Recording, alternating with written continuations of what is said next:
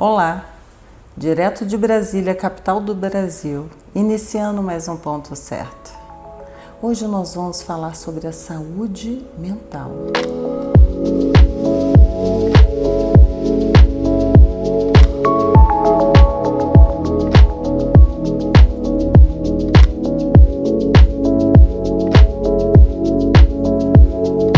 Quem vai nos contar é o nosso convidado, Dr. Bruno Brunelli.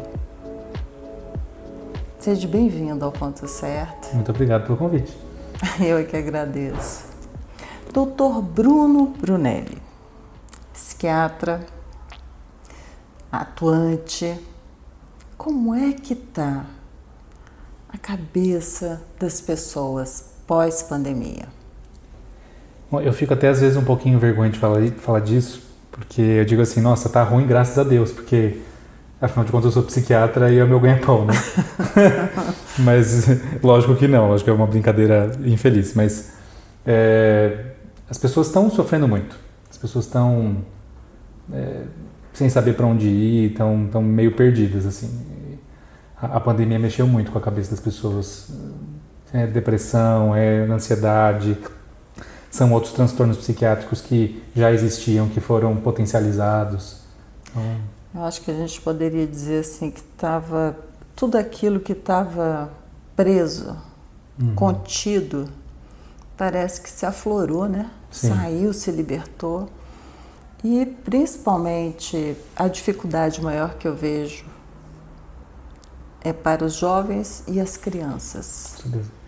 Como é que estão as crianças e os jovens que passaram esse período de pandemia aí presos, né? Perderam 2 anos de uma liberdade, de uma vida. Para nós adultos, essa familiaridade, esse contato com o outro já é importante, né? Mas para o adolescente principalmente é uma coisa extremamente importante, né? O adolescente está naquela fase ali em que ele constrói a sua personalidade com base na convivência com os outros, né? com seus pares. Então, você ter colocado os adolescentes para ficar separados uns dos outros neste momento, com certeza causou muito sofrimento. Adolescência, aquela efervescência de hormônios, de felicidade, de querer estar ali, né? Com os amigos, viver em comum. Todos nós já passamos por isso e sabemos exatamente como funciona essa sociabilidade tão importante e ativa, né, na adolescência. E o adolescente, ele tira, né, seus valores, a boa parte da sua saúde mental da convivência com outros adolescentes, né? É um momento em que a figura dos pais perde tanto protagonismo, né? É importante que isso aconteça. É importante que o adolescente desenvolva autonomia. E aí, durante a pandemia, a gente não viu isso acontecendo de forma fisiológica, né? Tiveram que ficar ali dentro de casa, com os pais, longe dos amigos, bem adoecedor. Doutor Bruno, e a saúde mental das mulheres durante esse pós-pandemia? Como anda a saúde mental das mulheres? Essa é uma pergunta interessante, porque a gente tem a impressão de que as mulheres elas têm problemas mais sérios de saúde mental do que os homens. Isso não é necessariamente verdade. A questão é que as mulheres elas buscam mais atendimento, elas são mais humildes, de certa forma, de reconhecer que estão precisando e procurar uma ajuda profissional. O homem também sofre, só que geralmente ele busca outras alternativas para lidar com os seus sofrimentos psíquicos. Então o homem ele tende a procurar mais álcool, drogas, outros comportamentos de risco, né? Tem a questão também de que a sociedade é mais leniente com esses comportamentos para os homens do que para as mulheres ainda, né? Então, acho que as duas partes sofrem, homens e mulheres. Só que a gente acaba vendo mais o sofrimento feminino porque ele acaba chegando mais no consultório. Então a gente tem aquela impressão de que as mulheres às vezes estão sofrendo mais. Mas, de uma certa forma, a mente feminina ela é uma mente mais interessante, né? Por conta das... sim, com certeza. Por conta das variações mesmo de humor relacionadas ao ciclo menstrual e tudo mais. Então, você consegue perceber nuances maiores desse sofrimento psíquico, dependendo do momento da vida em que ela está. Por exemplo, até antes de uma menopausa, por exemplo, né, num período ali de perimenopausa, você também tem uma intensificação desses sofrimentos, um pouco por conta da alteração hormonal, claro, mas também por causa de toda a transformação da vida que vai acontecendo, né? Então, é um momento da vida em que os filhos estão adolescentes e acabam dando mais preocupação, ou os filhos já saíram de casa e você tem uma síndrome do ninho vazio associada. É uma fase em que os pais estão doentes e a mulher ela acaba desenvolvendo um papel ali de cuidador, né? Então o papel de cuidador é um papel também extremamente adoecedor. Ou às vezes os pais já morreram e tem um luto associado também, né? Então é uma fase ali dos 40, 50 anos da vida da mulher que é uma fase complicada. A mulher é cuidadora mesmo. Isso é assim, talvez essa distinção entre o feminino e o masculino seja em determinados, vamos dizer assim, comportamentos natos, né, de cada um. Doutor Bruno, são tantas as patologias, né, que assombram as nossas mentes, que eu gostaria de poder falar um pouquinho de algumas dessas patologias. Uma delas está ligada à depressão, e eu gostaria de falar sobre a distimia, não é isso? Isso. A distimia que acontece que ela se inicia na infância e geralmente até os 27 anos, ali, vamos dizer, um pós, né? Adolescente, o início da fase adulta. O que é exatamente a distimia?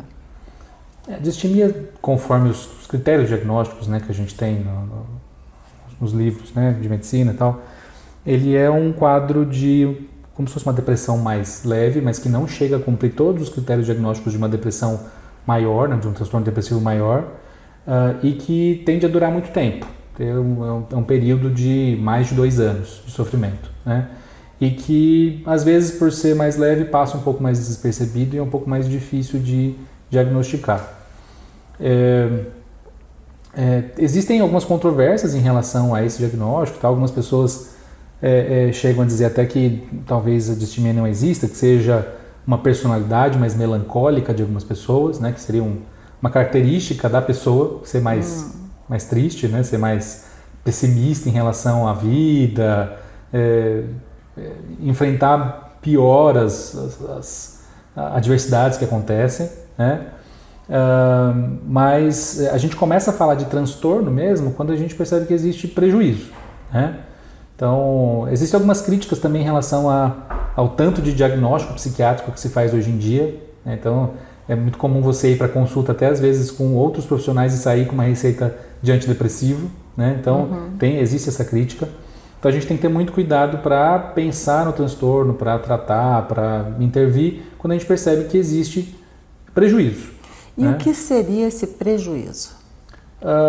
No caso, por exemplo, da criança, né, que foi mais a sua pergunta, em relação à produtividade, né, em relação a como a criança vai no ambiente escolar, como ela tira suas notas, como ela desenvolve os seus relacionamentos.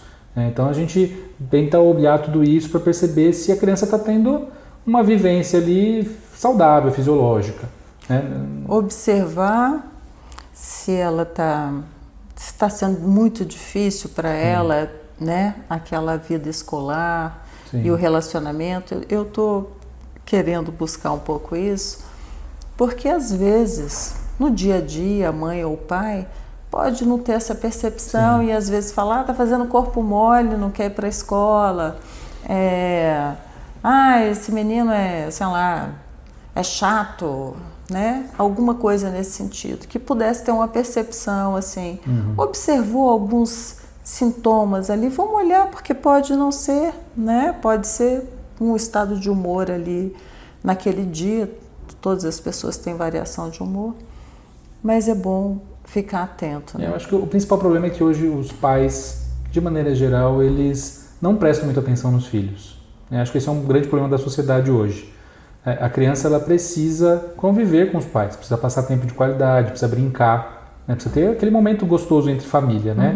E hoje em dia a gente não observa muito isso, não só por conta de famílias que estão desestruturadas, né? Às vezes o pai ou a mãe solteira e tal, que já é um problema. Mas mesmo famílias que você tem ali o pai, a mãe, né? Tem as figuras cuidadoras e tal, são pessoas que às vezes estão, mas não estão, né? Que estão em corpo, mas... É o presente ausente. O presente ausente, exatamente, né? Então, eu até estava conversando com a minha esposa esses dias, a gente estava no parquinho com o nosso filho, e aí a gente estava brincando com ele e a gente olhou os outros pais, estavam todos no celular. As crianças brincando no parquinho e os pais num cantinho no celular, assim, tomando conta, né? Mas não ativamente participando da brincadeira, né? Então, estão, mas não estão, né? Então, esse comportamento acaba fazendo com que sofrimentos psíquicos que podiam sofrer uma intervenção ali, né? Acabam passando despercebidos, vão estourar lá na frente. Eu não gostei desses pais aí que ficam no celular, mas não. A maioria está assim hoje. Porque eu já fui professora de pré-escola e você pisca um olho, a criança pode cair, pode se machucar, ela corre um risco. Então, pais, fiquem atentos, né? Tá no parquinho, o que tem ali 1 horinha, 2? Fica com o teu filho, presta atenção, né? A gente tem que dar carinho, tem que dar atenção para os nossos filhos. Todo ser humano necessita desse carinho e dessa atenção. Mas o que eu acho que acontece é que os pais não valorizam esse momento. Não veem quão importante ele é. E passa rápido. Mas o brincar, ele é extremamente importante para a construção de habilidades, para a formação da personalidade.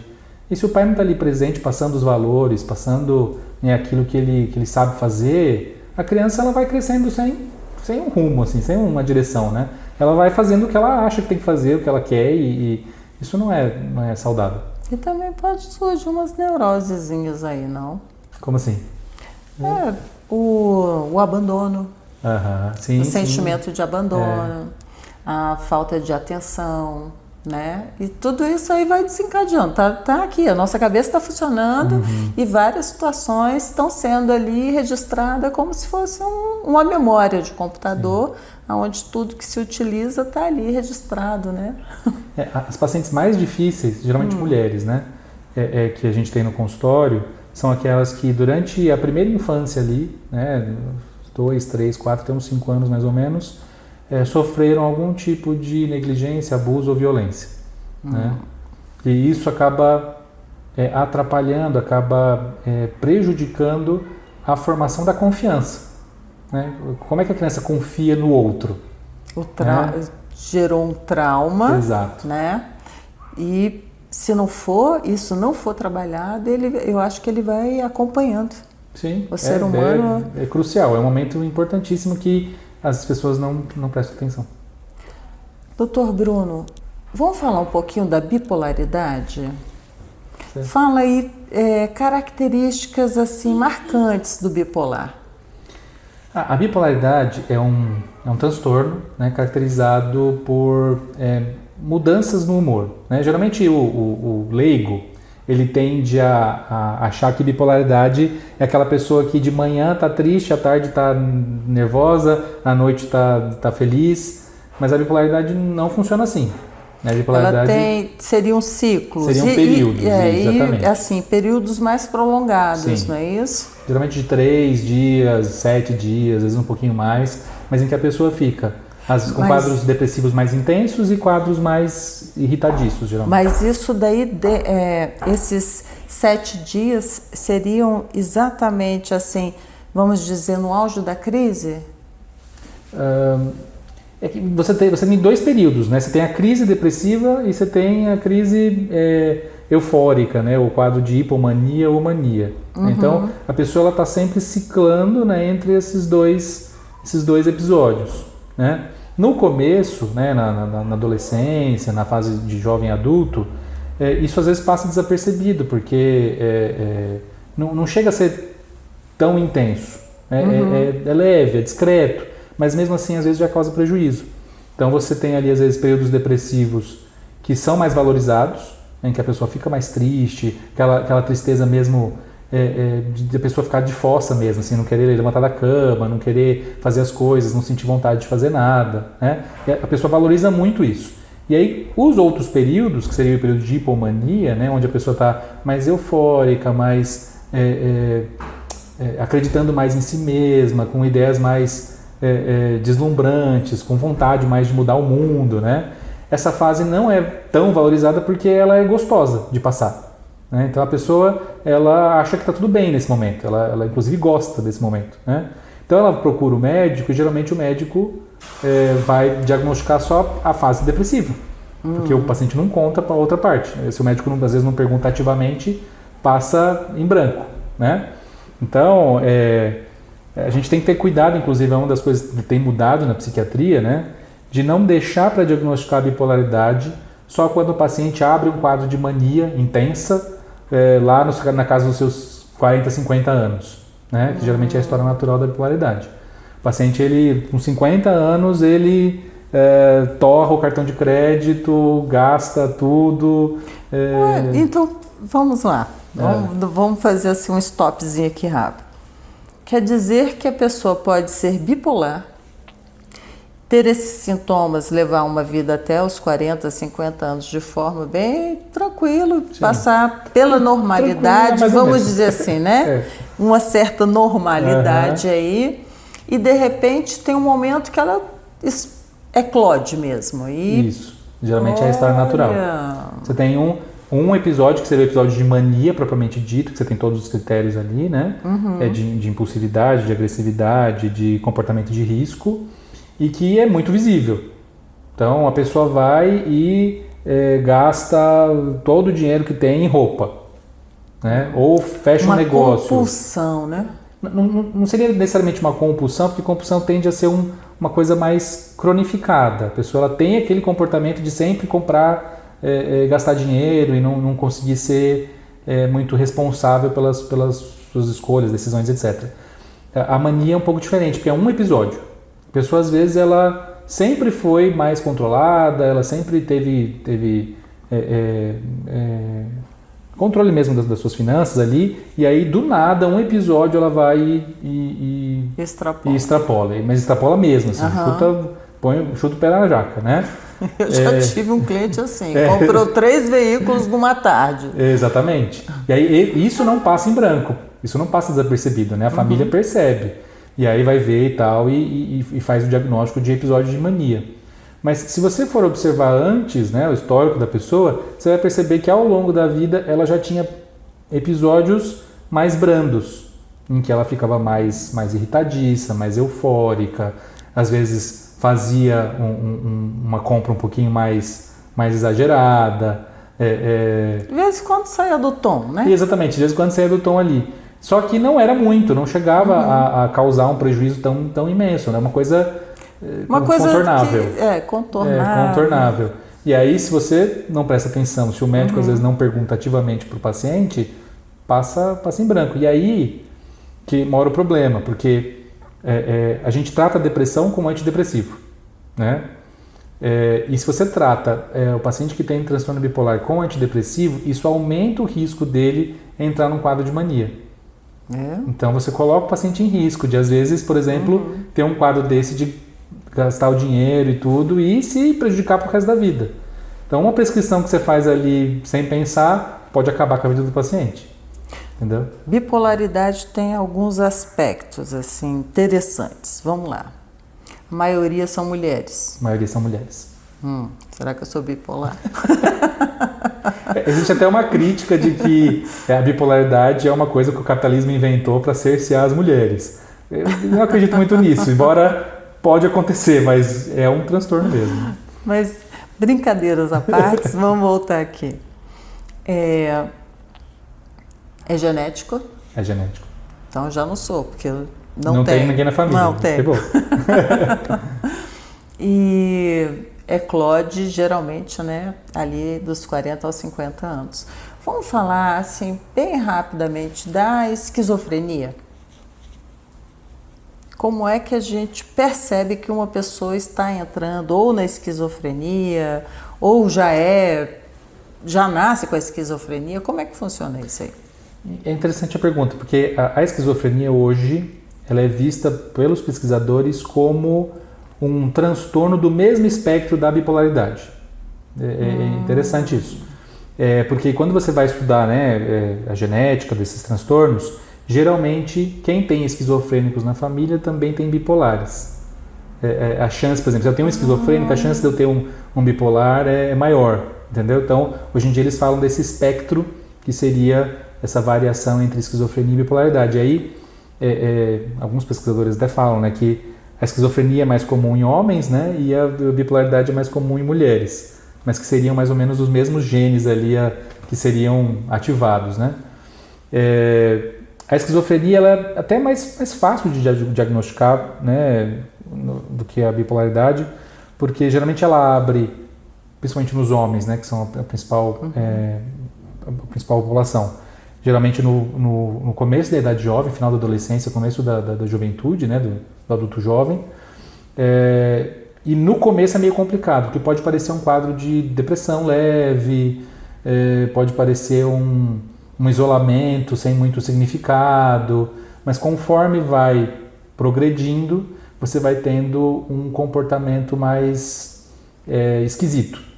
Então, doutor Bruno, pelo que o senhor está me falando aqui, realmente o aspecto que a gente tem que tomar muito cuidado é a questão da depressão. Porque parece que ela se inicia e vai evoluindo. Não, mas não é necessariamente uma evolução da depressão. Mas ela está presente aí, pelo menos em cada um desses aspectos. Sim. A depressão ela está presente. Sim, a depressão ela entra como comorbidade de muitos transtornos. Então, é muito comum, às vezes, um esquizofrênico, às vezes até com uma esquizofrenia mais evoluída, né, com mais tempo de evolução, o médico, o psiquiatra, às vezes não perceber que o paciente, além da esquizofrenia, ele também tem um quadro depressivo. E aí trata só a esquizofrenia, às vezes não tem o mesmo controle, não tem o mesmo sucesso do que se tratasse as duas coisas, né? A depressão é muito mais prevalente do que os outros transtornos. E a síndrome do pânico, doutor? Como é que ela pode surgir? A síndrome do pânico, ela geralmente acontece como uma resposta, né, da pessoa a umas situações em que a pessoa perde o controle. Então ela está numa situação ali onde ela não vê saída, onde ela não consegue enxergar o que ela pode fazer, e aí o corpo acaba liberando essas substâncias relacionadas ao medo, ao estresse, de maneira explosiva, e a pessoa ela tem a crise de pânico, né? Então é uma sensação de morte iminente. As doenças causadas na mente estão muito ligadas a fatores químicos, não é? A nossa química, a ausência ou às vezes, não sei, excesso também? Sim, por que não? Doutor Bruno, nós estamos chegando ao final do ponto certo. Eu ia falar que passava rápido mesmo. Falei que passa rápido. Mas o senhor vai vir aqui outras vezes. Por favor. Porque é muito bom a gente poder falar a respeito da nossa mente. E depois da nossa conversa, eu estou convencida de que todos nós devemos estar sempre fazendo uma consulta ao psiquiatra. Até como autoconhecimento mesmo, até para poder ver.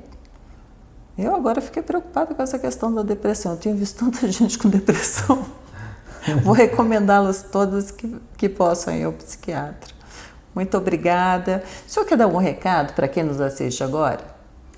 Eu queria dizer para as pessoas que elas precisam ficar atentas, né, à sua saúde mental.